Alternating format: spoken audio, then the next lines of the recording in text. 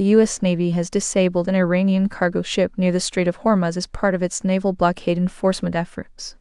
Retired Admiral Gary Rufford, a former chief of naval operations, explains that firing on a vessel is a critical measure to ensure the blockade's effectiveness. Admiral Rufford notes that disabling fire ranks high in the U.S. toolkit for enforcing blockades. While verbal warnings were likely given, shots fired across the bow as a warning are not confirmed by sources. After disabling the ship, U.S. Navy personnel boarded it to search its cargo. The operation highlights the complexities involved in maintaining control over maritime routes during heightened tensions. Ensuring a naval blockade's effectiveness requires significant military resources and constant surveillance to intercept ships moving to or from Iran. Admiral Rufford emphasizes that enforcing such a blockade currently lacks sufficient naval assets, underscoring the operational challenges faced by the U.S. in this strategic region. An American delegation led by Vice President J.D. Vance is set to travel to Pakistan for potential peace talks with Iran. The discussions are scheduled to begin soon, amid a nearly 2-month-long conflict between the United States and Iran-backed forces. Iranian officials remain uncertain about attending the talks, raising doubts about their commitment to diplomatic resolution. U.S. President Donald Trump has expressed both optimism and caution, predicting success, while warning of possible extended hostilities if no agreement is reached. The situation in the Strait of Hormuz continues to be volatile. Over the weekend, a U.S. naval operation seized an Iranian cargo ship, citing alleged evasion of naval blockades.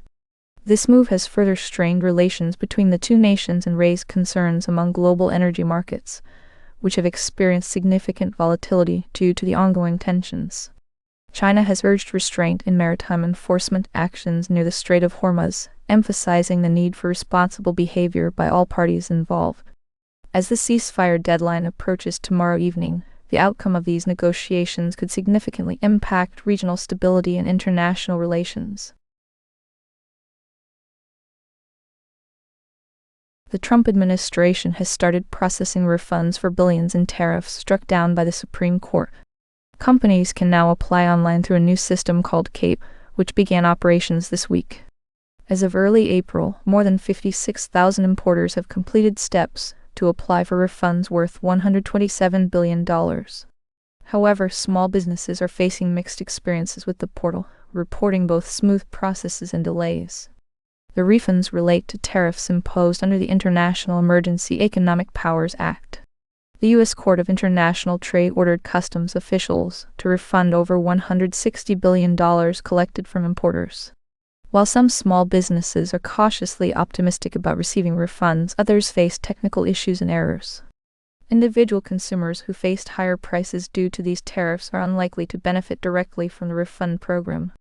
Some have filed class action lawsuits against companies they claim passed on tariff costs, arguing that refunds should be dispersed to customers.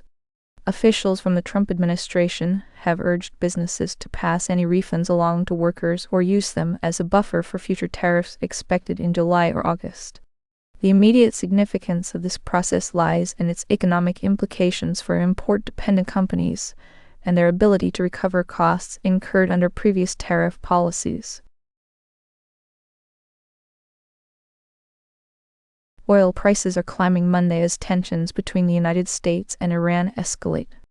Brent crude oil has risen by 5.4% to $95.28 per barrel, reflecting concerns over potential disruptions in global petroleum trade through the Strait of Hormuz. Meanwhile, U.S. stocks have retreated slightly from their recent record highs. The S&P 500 index slipped 0.4%. The Dow Jones Industrial Average fell by 109 points, 0.2%. These movements come after the U.S. seized an Iranian cargo vessel accused of evading sanctions. The ongoing tensions are closely tied to a ceasefire agreement between the two countries set to expire Tuesday night at 8 p.m. Eastern Time. Investors remain cautious but still see potential for a resolution that could stabilize oil supplies and markets. With geopolitical uncertainties continuing, global financial markets will be watching closely for any developments in U.S.-Iran relations over the next few days.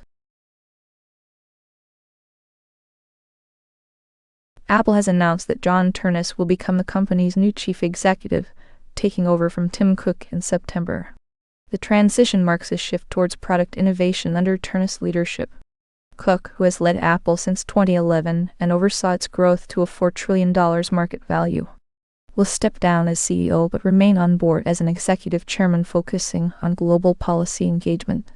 Ternus, known for his expertise in hardware engineering, has been at Apple for 75% of the company's lifetime, working on every major product line from iPads to iPhones.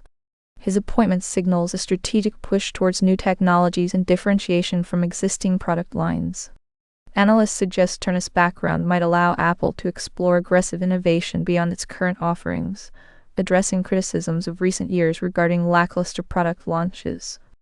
As the company considers deeper integration with AI technologies, Ternus is expected to lead efforts in emerging tech areas like foldable phones and wearable devices. Singer D4VD, whose legal name is David Burke, has been charged with first-degree murder for the death of 14-year-old Celeste Rivas Hernandez. The body was found inside his abandoned Tesla nearly a year after she went missing. Celeste was reported missing by her family in April 2025 when she was just 13 years old. Her dismembered and decomposed remains were discovered in September of the same year near Hollywood Hills in Los Angeles County, California. The charges against D4VD include special circumstances that could lead to the death penalty if prosecutors pursue it. He is also facing additional charges related to lewd acts with a minor under 14 years old and mutilating a body. D4VD's legal team has stated unequivocally that he is innocent of these allegations, asserting there is no evidence linking him to Celeste's death. The cause of her death remains undisclosed at this time. This case involves ongoing criminal proceedings, with the next steps likely focusing on further investigation and potential prosecution by Los Angeles County authorities. A gunman opened fire Monday at the historic Teotihuacán pyramids near Mexico City, killing one Canadian tourist and injuring 6 others. Among those injured were tourists from Colombia, Russia, and Canada. Local authorities are investigating the incident. Security officials found a gun, knife, and ammunition at the scene after the shooter committed suicide. The Teotihuacán pyramids are a major tourist attraction near Mexico City, drawing over 1.8 million international visitors last year. This shooting will likely prompt discussions on visitor safety and security measures at popular sites like this one. Mexican President Claudia Sheinbaum said she was in touch with the Canadian embassy regarding the incident and expressed deep pain over what happened. The extent of injuries among those wounded is still under assessment. FBI Director Kash Patel has filed a $250 million lawsuit against The Atlantic magazine, alleging defamation over an article that claims he had episodes of excessive drinking and unexplained absences. The Justice Department and the White House have both denied the allegations made in the story. The article, published on Friday, asserts that Patel was frequently absent from his duties and engaged in heavy drinking.